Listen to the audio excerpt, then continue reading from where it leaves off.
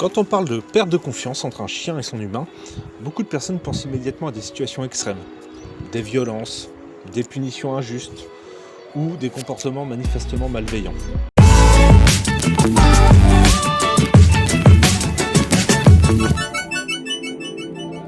Dans la réalité, la confiance se dégrade rarement de cette façon. Le plus souvent, elle va s'effriter à travers des centaines de petites interactions du quotidien.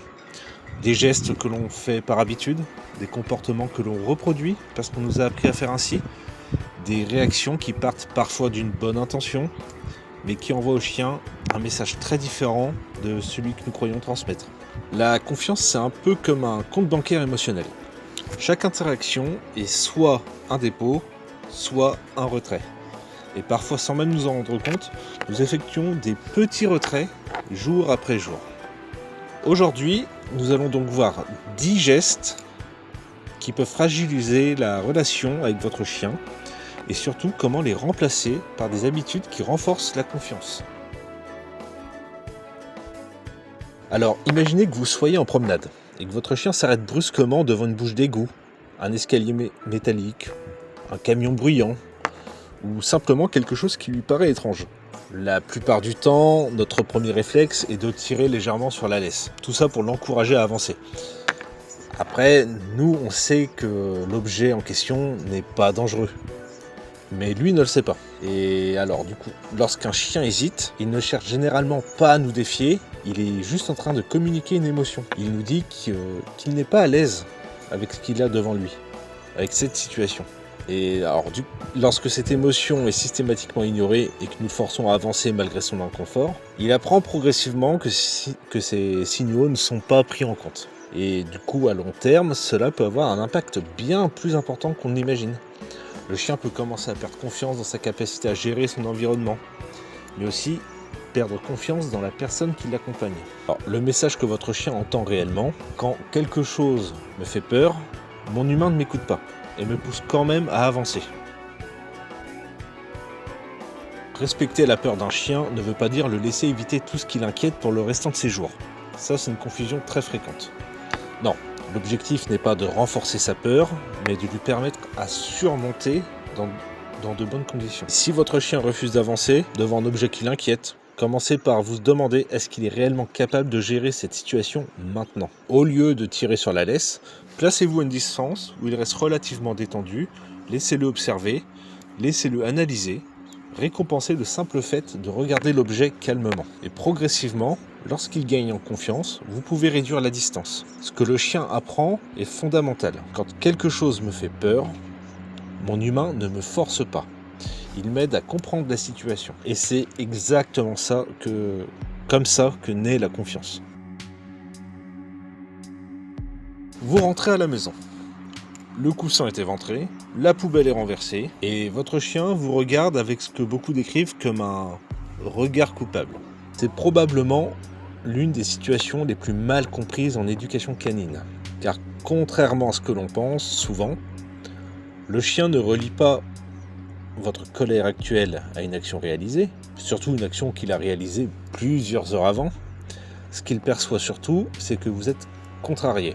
Alors, il va observer ça par rapport à votre posture, par rapport à votre voix, par rapport à vos gestes. Et en fonction de son observation, il va adopter des comportements destinés à apaiser la situation. Et le message que votre chien entend réellement, c'est le retour de mon humain peut être parfois imprévisible et inquiétant. Alors, au lieu de chercher à corriger les erreurs, essayez de créer davantage de situations où votre chien peut réussir. Si votre chien détruit des objets pendant votre absence, posez-vous une question différente.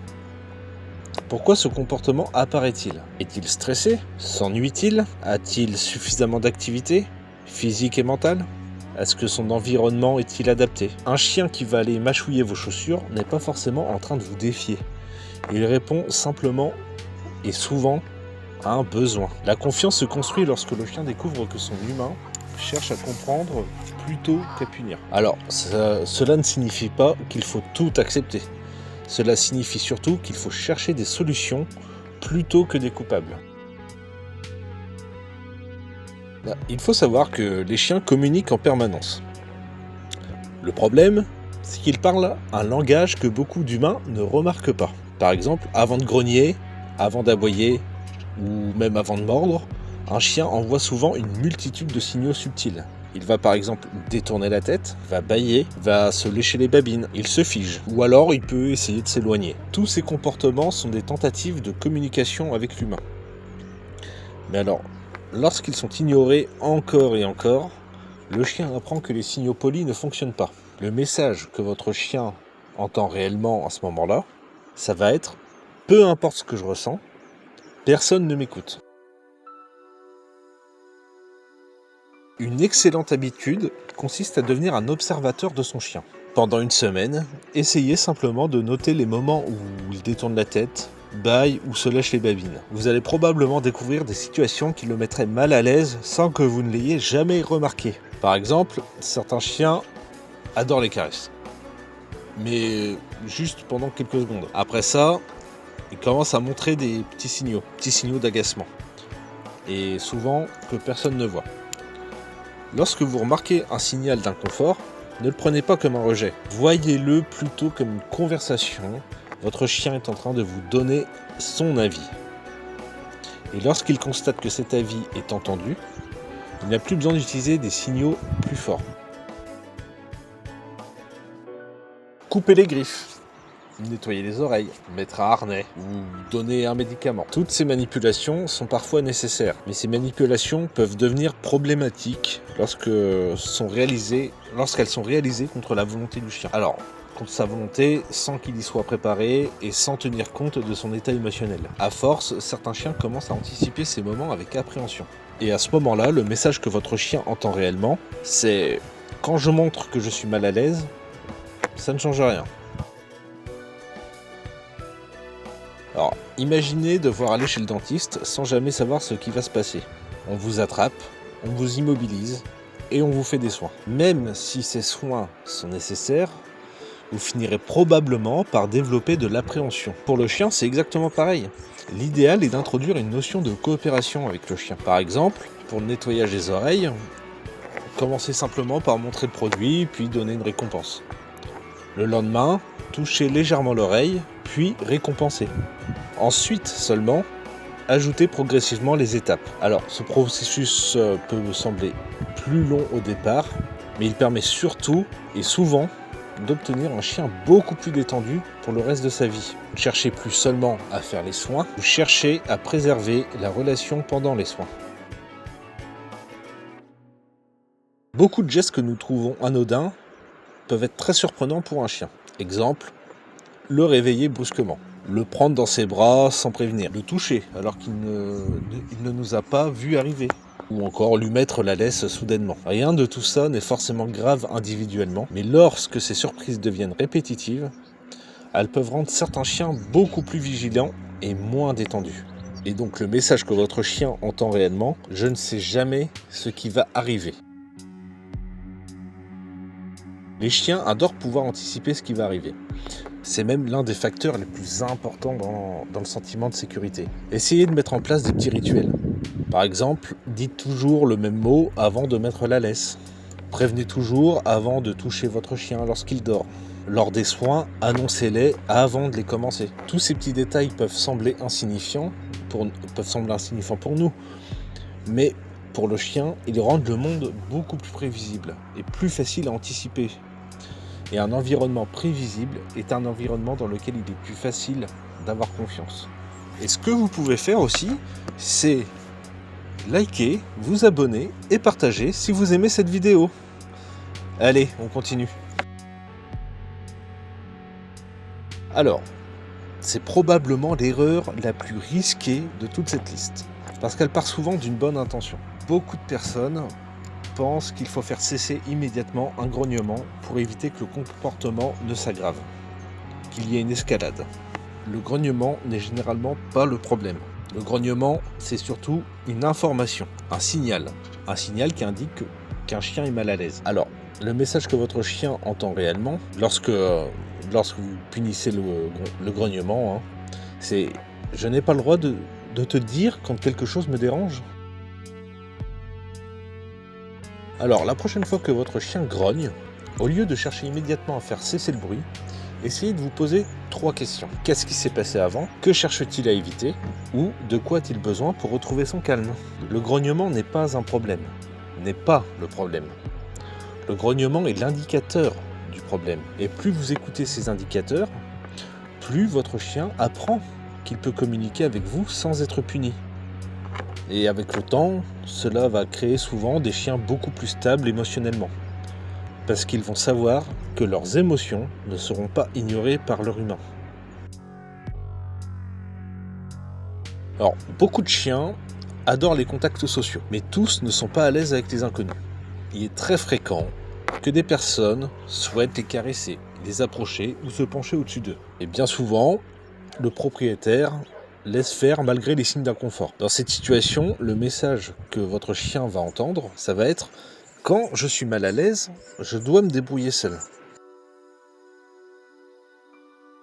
L'une des choses les plus puissantes que vous puissiez faire pour un chien sensible est de devenir son filet de sécurité. Imaginez qu'un inconnu arrive et demande à le caresser. Votre chien recule légèrement. À ce moment-là, beaucoup de propriétaires essaient de convaincre le chien, essaient de le convaincre de se laisser caresser. Mais parfois, la meilleure réponse, c'est simplement « non merci, il n'en a pas envie aujourd'hui ». Lorsque cela se produit plusieurs fois, le chien commence à comprendre quelque chose de très important. Mon humain remarque quand je suis mal à l'aise et agit pour moi. Cette sensation d'être protégé renforce énormément le lien de confiance entre vous et votre chien. Un jour, le canapé est autorisé. Le lendemain, il est interdit. Une semaine, on tolère qu'il saute sur les invités. La semaine suivante, on le gronde pour exactement le même comportement. Pour le chien, ces changements constants peuvent être très difficiles à comprendre. Et le message que votre chien va entendre réellement, c'est « je ne sais jamais ce qui est attendu de moi ». Alors, la cohérence n'est pas seulement une question d'éducation, c'est aussi une question de sécurité émotionnelle. Lorsqu'un chien comprend les règles de son environnement, il dépense moins d'énergie à essayer de deviner ce qui est attendu de lui. Cela réduit donc le stress et les frustrations. Si le canapé est autorisé, qu'il le soit toujours. S'il est interdit, qu'il le soit toujours. Le chien n'a pas besoin de règles parfaites. Il a juste besoin de règles compréhensibles. Alors, pour certains chiens, entendre leur prénom est presque toujours suivi d'une correction. Par exemple, non, arrête, descends ou encore laisse ça. À force, le prénom perd toute la valeur positive qu'il peut avoir. Le message à ce moment-là que votre chien entend, ça va être « quand j'entends mon nom, quelque chose de désagréable va probablement arriver ». Il anticipe. Alors, vous pouvez faire un petit test. Pendant plusieurs jours, appelez votre chien 10 fois par jour, simplement pour lui apporter quelque chose d'agréable, de positif. Par exemple, une friandise, une séance de jeu, caresse, promenade. En faisant ça, vous allez rapidement voir un changement dans sa réaction.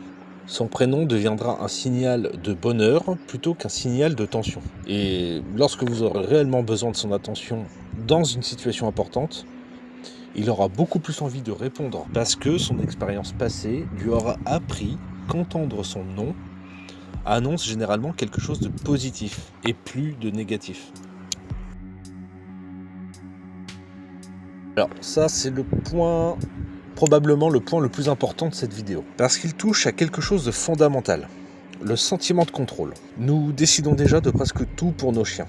On décide quand ils mangent, on décide quand ils sortent, on décide où ils vont, on décide aussi qui ils rencontrent, ou encore quand ils rentrent. Lorsqu'un individu n'a jamais la possibilité d'influencer ce qui lui arrive, cela peut générer de la frustration, du stress et parfois même une forme de résignation. Et là, le message que votre chien entend, c'est plutôt « mon avis n'a aucune importance ».